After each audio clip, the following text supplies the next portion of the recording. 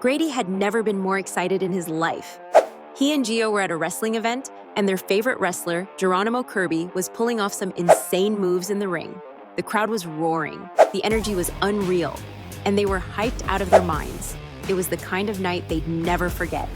After the show, they were in the parking lot still buzzing when Grady's eyes grew wide. He pointed with excitement. "No way! It's Geronimo! He's signing autographs!" Gio's face lit up like a Christmas tree. "We must go meet him," he said. "Let's go!" Grady yelled, already running toward the crowd. Gio's dad, who had been waiting by the car, gave a quick thumbs up. "You boys go ahead, just don't be long." The guys made their way to the front of the autograph line, hearts racing. Geronimo was just as big and tough up close as he was on TV. He was signing posters, taking pictures with fans, and greeting everyone like they were his best friends. Grady nearly tripped over his own feet trying to get to him. "You're the best, man. You've got the sickest moves." Geronimo laughed. "Appreciate it, little man. Glad you like the show." Grady couldn't contain himself. "Geronimo, I want to be a wrestler when I grow up. I've been practicing moves in my backyard. I'm ready." Geronimo smiled, but there was a seriousness in his eyes. "That's awesome, buddy. But listen, we're professionals, okay? Don't try any of these moves at home.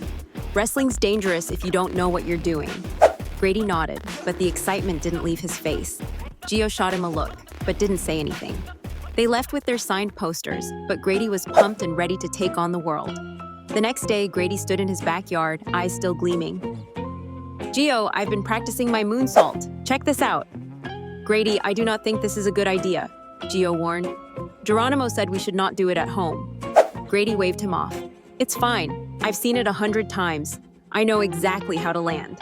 Before Gio could stop him, Grady climbed up a fence, stood on top, and without hesitation launched himself into the air, aiming for a backflip. But as soon as he landed, everything went wrong. He hit the ground awkwardly, his arm twisting beneath him. The pain was instant. "My arm!" Grady shouted. Gio rushed over, heart racing. Grady groaned, barely able to move. He was taken to the hospital where he was treated for a fractured elbow. Gio was right by his side.